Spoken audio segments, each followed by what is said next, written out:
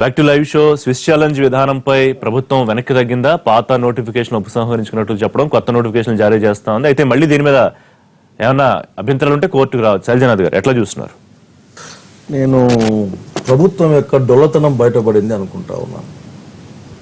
High court నిజంగా వీళ్ళంతా పక్కాగా శాస్త్రీయబద్ధంగా ఎటువంటి రాగద్వేషాలు లేకుండా ఆ పని చేసి ఉంటే వీళ్ళు వెనక్కి ముందుకు పోవాల్సిన అవసరం లేదు. కోర్టులో ఎట్లా కేసు నడుస్తుంది, దాన్ని నెగ్గచ్చు, బయటకు వచ్చేయచ్చు, ఇది మేము కరెక్ట్ అని చెప్పుకోవచ్చు.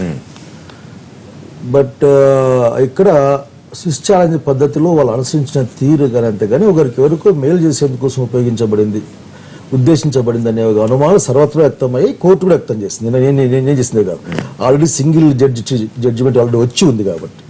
సో కోర్టు కూడా అనుమానం పడింది, ఇది ఎవరికో లబ్ధి చేసేందుకోసం ఏర్పాటు చేసిన అంశంగా ఉంది. అంటే ఈ పదజాలం కాకపోవచ్చు, ఇంకో పదజాలంలో ప్రభుత్వానికి అసలు ఏం మేలు జరుగుతుందో తెలియకుండానే అని వాళ్ళు మాట్లాడారు.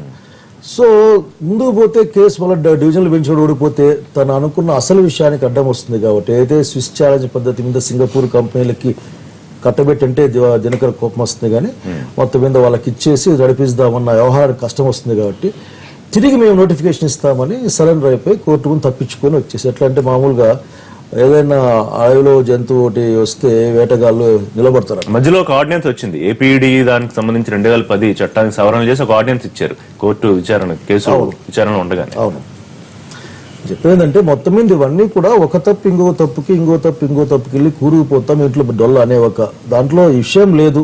తమ చేసిన ఒకరికి కట్టబెట్టాలి. బహుశా సింగపూర్లో బాగా కడతారని నమ్మి ఉండదు చంద్రబాబు నాయుడు గారు. ఎందుకంటే చెప్పారు కూడా, ఇండియా వాళ్ళకి ఇస్తే వేటివి స్లమ్ములు కడతారు, మురికి వాళ్ళు కడతారని కూడా చెప్పారు ఆయన ఆఖరికి.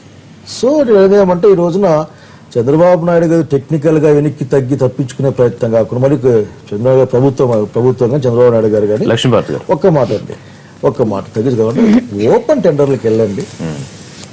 మొత్తం అసలుకి ఆఫ్ఘనిస్తాన్ లాంటి ప్రాంతాల్లో పార్లమెంటు భవనాలు కట్టిన కాంట్రాక్టులు మన రాష్ట్రంలో ఉన్న సినఐ కంపెనీ అట్లాంటి వాళ్ళు, అట్లాగే ఎల్ఎన్టీ ఎంత పెద్ద సంస్థ ఆయనకు తెలుసు, నాకంటే ఆయనకు బాగా తెలుసు. పోలవరంలో అంతా ఆయనే కడతాను పరిస్థితి. పైగా ఆ టెంపరీ ఏదేదో బిల్డింగ్ కాస్త టెంపరీ బిల్డింగ్ ఏదో వెలగపూడిలో కట్టింది కూడా వాళ్ళే అనుకుంటాను. అట్లాగే చంద్రబాబు నాయుడు గారు దయచేసి ఇంకో విషయం మానేయాలి. ఏంటంటే సీడ్ క్యాపిటల్ శంకుస్థాపన, అసలు క్యాపిటల్ టెంకాయ కొడతాను సో ఐఎమ్ రిక్వెస్టింగ్, దీని ఏదో మీ విషయం సొంత ఇంటి నిర్మాణం కాదు, ఇది రాష్ట్ర ప్రజలకు సంబంధించింది.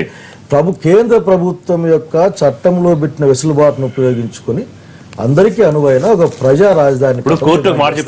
అభ్యంతరాలు ఉంటే మళ్ళీ రావచ్చు, కానీ మీరే ముందు అభ్యంతరం ఎందుకు మాట్లాడుతున్నారు? మళ్ళీ ఇదేదో డ్రామా, ఇదంతా వెనక్కి తీసుకోవడం సింగపూర్ కంపెనీలకు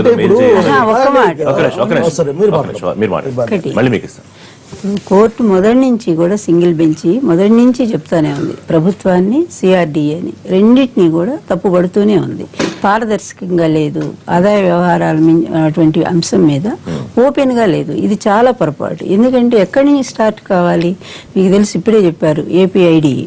దాని ప్రకారం సెక్షన్ 19(2) ప్రకారంగా ఏ విధంగా అంటే ముందు ప్రతిపాదిత అంశం ఏదైతే ఎవరైతే వేస్తారో వాళ్ళు సిఆర్డీఏకి, ఎందుకంటే స్థానికమైన ఏజెంట్ దానికి లెక్క. ఈ స్థానిక ఏజెంట్ అయినటువంటి సిఆర్డీఏ సంస్థకి వాళ్ళు పంపించాలి ప్రతిపాదనలు. దాని తర్వాత ఇన్ఫ్రాస్ట్రక్చర్ అథారిటీకి వాళ్ళు పంపించాలి. వీళ్ళంతా కూడా పరిశీలన అయిపోయిన తర్వాత ఇది క్లియర్ గానే ఉంది, వీళ్ళు వేసింది ఇదిగో ఇంత ఖర్చు పెడతారు, ప్రజలకు ఇంత ఏదైనా కూడా ఇక్కడ ప్రజలకు సంబంధించినటువంటి అంశం కనుక అప్పుడు మాత్రమే ప్రభుత్వం సీఎం దగ్గరికి పోవాలి, లేకపోతే క్యాబినెట్కి పోవాలి, అట్లా పోవాలి. కానీ ఇక్కడ అంతా రివర్స్ లోనే జరుగుతూ వచ్చింది మొదటి నుంచి కూడా. నీకు మొట్టమొదట మీకు ఆయన ఎవరు టక్కర్ గారి దగ్గరికి పంపించారు, ఆయన వెనక్కి పంపారు. తర్వాత స్వయంగా సీఎం గారే కేబినెట్ తీర్మానాలకు అసలు మంత్రులు కూడా తెలియకుండా తీర్మానం చేసేసారు. ఈ విధంగా దాని మీద ప్రతిపాదన ఇప్పుడు ఛాలెంజ్ చేసినటువంటి ఆయన కూడా ఛాలెంజ్ విధానంలో అది ఒకటే కదా. ఏదైనా ఒక లోసుగులు ఒక్క నిమిషం కోర్టు ఏం చెప్పిందంటే, కోర్టు నీకు సుప్రీం కోర్టు కూడా వాళ్ళు ఇది టాటా సెల్యులర్ కేసుకు సంబంధించినటువంటి అంశం మీద సుప్రీంకోర్టు ఏం చెప్పిందంటే, అంటే ఏదైనా సరే ప్రభుత్వాన్ని కూడా ఎటువంటి పరిస్థితుల్లో నిలదీయొచ్చు అంటే ఏకపక్షంగా నిర్ణయాలు తీసుకునేటప్పుడు అది ప్రజలకు వ్యతిరేకమైనటువంటి విధానంలో నడుస్తున్నప్పుడు దాని మీద ప్రభుత్వాన్ని కూడా ప్రశ్నించడానికి హక్కు ఉంది అని చెప్పి సుప్రీంకోర్టు తీర్పుని నిన్న హైకోర్టు చెప్పడం జరిగింది. ఇంత స్పష్టంగా వీళ్ళు మొదటి నుంచి కూడా చంద్రబాబు నాయుడు గారి ఈ విధానంలో మాత్రం అందరూ తప్పుపడతానే ఉన్నారు. ఎందుకంటే కేవలం తను అనుకున్నటువంటి సింగపూర్ కంపెనీకే కట్టబెట్టాలని ఒక దుర్మార్గమైన నిర్ణయం ఇక్కడ కనపడతా ఉంది. ఇక్కడ ఎవరికైనా ఏదైనా ఇబ్బంది వస్తే లండన్ పోవాలా, లండన్ కోర్టులు పోయి అక్కడ తేల్చుకోవాలి. ఏమన్నా అది ఉందా? ఇది ఎక్కడైనా సరే అసలు ప్రజలకు ఉపయోగపడేది ఉందా ఇందులో ఈ అంశంలో? ఒకటి చాలా మంచి నిర్ణయం మేరకు లేకపోతే కోర్టులు రేస్ చేసిన పాయింట్ల మేరకు పాత నోటిఫికేషన్ వెనక్కి తీసుకుందా ప్రభుత్వం? ముందు అసలు కోర్టు నిర్ణయం తీసుకుంటే మేము తీసుకుందామని చెప్పడంలోనే అబద్ధం ఉంది. మేము మా అంతటా మేము ప్రభుత్వము ఏదైతే ఉన్నాయో కొన్ని పాయింట్స్ రేజ్ చేసినప్పుడు ఎక్కడెక్కడ అవసరమైనయో కీలకమైన నిబంధనలో కొత్త చట్టాన్ని తీసుకొచ్చి మేము ఈ మార్పులు చేస్తున్నాము అని చెప్పిన ధర్మిల వీరేసిన పిటిషన్లన్నీ తీసి అవతలు పెట్టింది కోర్టు. అది వాస్తవం. రెండోది రెవెన్యూ షోరింగ్ మిగతా అంశాలు గతంలో చర్చించుకున్నటువంటి అంశాలు కూడా ఏదైతే ప్రభుత్వం నుంచి స్పష్టంగా చెప్పాం, ఎవరైతే స్విచ్ ఛాలెంజ్ కింద ప్రతిపాదించారో వారు దాన్ని ప్రొప్రైటరీ ఇన్ఫర్మేషన్ కింద పెట్టారు. ఒకవేళ మేము ఓపెన్ చేయాలంటే మేము వాళ్ళని కన్సల్ట్ చేసి ఇది ఓపెన్ చేస్తేనే ఇది అవుతుంది అనేటటువంటి వ్యాఖ్యలు కోర్టు చేస్తున్నాయి. కాబట్టి మేము వాళ్ళని అడిగి వారికి ఈ విషయాన్ని తెలియజేసి ఓపెన్ చేయడానికి కూడా సిద్ధంగా ఉన్నామని చెప్పడం జరిగింది. ఇంకోటి, సిస్టంలో ఎక్కడ కూడా ల్యాబ్స్ జరగలేదు. ఫస్ట్ ముందు చెప్పినటువంటి లక్ష్మీపార్వతి గారు మరి వారే క్యాబినెట్ లో ఉన్నట్టో లేకపోతే క్యాబినెట్ ని వారు నడుపుతున్న విధంగా ఏదో చూసి చెప్పినట్టు చెబుతూ వచ్చారు. అది అవాస్తవం. ఎందుకంటే ఫస్ట్ ఎవరైతే ఇక్కడ రాజధాని వస్తుందన్నప్పుడు ఆ సింగపూర్ కంపెనీ వాళ్ళు వారి యొక్క ప్రపోజల్ ఇవ్వడం జరిగింది. ఇచ్చిన తర్వాత ఎవరికి ఇచ్చారు? సిఆర్డీఏకి ఇవ్వడం జరిగింది. సిఆర్డీఏ దగ్గర నుంచి ఈ ప్రపోజల్ వచ్చిందని ప్రభుత్వానికి తెలియజేస్తే ఏదైతే ఏపీ ఇన్ఫ్రాస్ట్రక్చర్ ఎనబుల్డ్ యాక్ట్ కింద డెవలప్మెంట్ యాక్ట్ ఉందో వారికి రిఫర్ చేయడం, ఏ ఇన్ఫ్రాస్ట్రక్చర్ ప్రాజెక్ట్ కావాలన్నా అక్కడి నుంచి రావాలి. కాబట్టి వారి దగ్గర నుంచి వారు కూడా స్పష్టంగా జరిగిందంటే అక్కడ జరిగినటువంటి విధానాన్ని కూడా తప్పుదోవగా చూపించేటటువంటి నిబంధనలకు సంబంధించి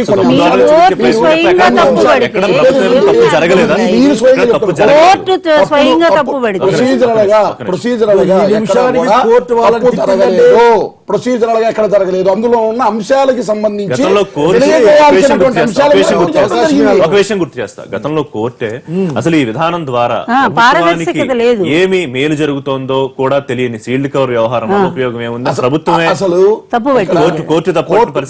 కోర్టు ఎప్పుడు కూడా ఏ ఇష్యూ అయినా కానీ మనం జనరల్ గా ఏదైనా కేసు వేసినా కానీ రకరకాల వ్యాఖ్యలు ఓవరాల్ మీరు ఒక లైన్ ఇన్ బిట్వీన్ తీసుకొని మాట్లాడటం కాదు, హోల్ మొత్తం అందులో ఏం జరిగిందో చెప్తాను. ఆ రోజు కోర్టు అనిన మాట వీరు రైజ్ చేసిన పాయింట్స్ ఇవి రైజ్ చేశారని మమ్మల్ని అడగటం జరిగింది. కానీ స్విచ్ ఛాలెంజ్ మెథడ్ విధానంలో ఉండే విధానం అది ఆ విధంగా ఇస్తారు. తర్వాత దాన్ని ఛాలెంజ్ చేసేటటువంటి అవకాశం ఉంది. గ్లోబల్ టెండరే ప్రజల్ని స్విచ్ ఛాలెంజ్ విధానం కరెక్ట్ కాదంటారు. స్విచ్ ఛాలెంజ్ విధానాన్ని ఆల్రెడీ ఇంప్లిమెంట్ చేస్తున్నటువంటి రాష్ట్రాలు ఏంటి? కేంద్ర ప్రభుత్వం 400 రైల్వే అంటే ఒకటి అబద్ధపు మాటలతో ఎక్కడ నిబంధనలో ఉంటే దాన్ని చెప్పండి. అభివృద్ధిని అడ్డుకోవడం అయితే రాజధానిని అడ్డుకోవడం కరెక్ట్ కాదు. ఇప్పుడు స్విచ్ ఛాలెంజ్ అనేది మిస్ ఛాలెంజ్ అయింది. ఇంకా ఇంతకంటే పెద్ద పదాలు కూడా వాడచ్చు. అందుకే పూర్తి ఛాలెంజ్ అనేది మిస్ ఛాలెంజ్, తుస్ ఛాలెంజ్, బోగస్ ఛాలెంజ్ అనేవాళ్ళు కూడా అంటే అనొచ్చు.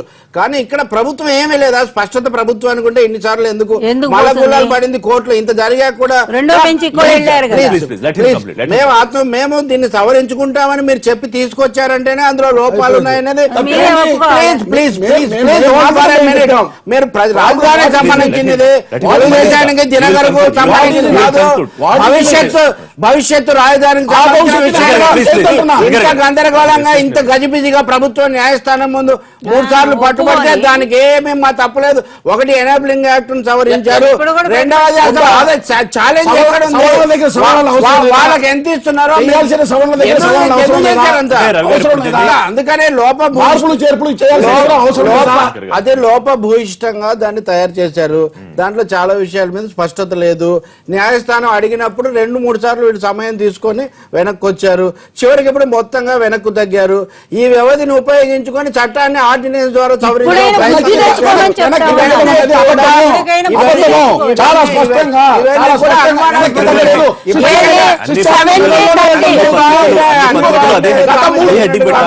గత 3 సంవత్సరాలు అయితే ఉన్నాయో ఈ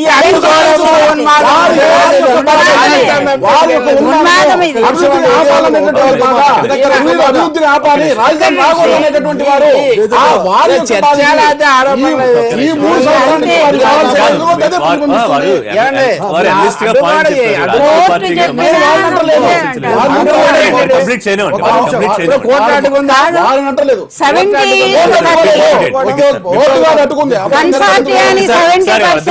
ఫైనల్ కంక్లూడ్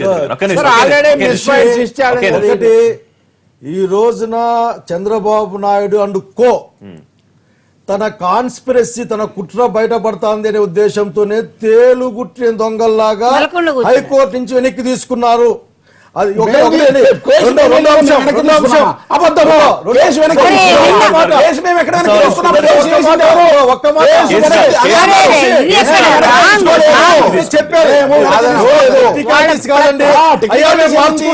మేము మార్చుకుంటాం, దయచేసి చెప్పండి. సిఆర్డిఏ చైర్మన్ చంద్రబాబు నాయుడే తప్ప, ఈయన అప్లికేషన్ తీసుకుంటాడు, ఆయన సంతకం పెడతారు.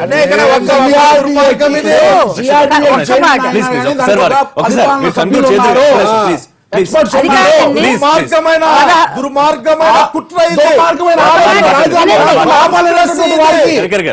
వినండి. 1600 ఎకరాలు మీరు సింగపూర్ సంస్థలకు అప్పచెప్పి 70:30 కన్సార్టియంకేం 70%, 30% మాత్రమే డెవలప్మెంట్ అథారిటీగా. ఇంతకంటే దారుణమైన మోసం ఇంకొకటి ఉందా అండి? పోనీ ఏమున్నా కూడా మీరు ఎక్కడైనా ఇప్పుడైనా మేమేం చెప్తున్నామంటే, ఇప్పటికైనా నువ్వు ప్రజలకు మేలు జరిగే విధానంలో ఓపెన్ గా, పారదర్శకంగా, ఇదిగో రాజధానికి మేలు జరగబోతోంది ఈ కంపెనీకి ఒప్పచెప్పినందువల్ల. స్విస్ ఛాలెంజ్ అంటే అదేనండి, ఎవరు వేయినా వేసుకోవచ్చు దానికి. కానీ మొదట్లో ఏ కంపెనీలు రాకుండా మీరు వ్యక్తులు మాట్లాడుతున్నారు, కనీసం 30% స్విస్ ఛాలెంజ్ విధానమే ఇక్కడ సూటబుల్ కాదని సూటబుల్ కాదని ఎలా చెప్తారండి? దేశం మొత్తం ఈ దేశంలోనే చేస్తారు, ఎలా చెప్తారు మీరు? రెండవది స్విస్ ఛాలెంజ్ సూత్రాలు కూడా ఇక్కడ పాటించలేనది రెండవది. ఒక ఉదాహరణకు రిషి వచ్చి నేను ఇంత బ్రహ్మాండంగా కడతానని రిషి తనకు తానుగా ప్రతిపాదనలు చేస్తే అది స్విస్ ఛాలెంజ్. ముఖ్యమంత్రి గారు బృందంతో సహా ముందే వెళ్ళి పర్యటనలు జరిపి 10 సార్లు చర్చ వాళ్ళ శంకుస్థాపనలో కూడా వాళ్ళు అంటే ముందుగానే సింగపూర్ తో అవగాహనకు వచ్చారు. సింగపూర్ కు వేరే వాళ్ళకి ఇవ్వడానికి కూడా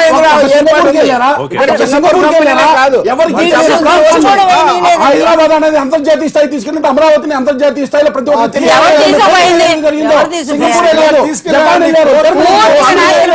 అన్ని దేశాలకు వెళ్ళారు, వారు వచ్చారు, సింగపూర్ వాళ్ళు వచ్చారు. పనికిరాదా? ఈ దేశంలో ఎన్ని మర్యాద చేశారండి?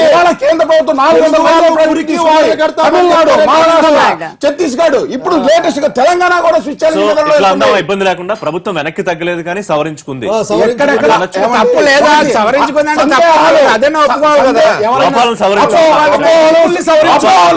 అపోహాలకి సందేహాలకి ఆస్కారం లేకుండా ప్రతి ఒక్కదాన్ని మేము ఆహ్వానించి మేము తీసుకుంటాం. ఎక్కడైతే మాకు కావాల్సింది అభివృద్ధి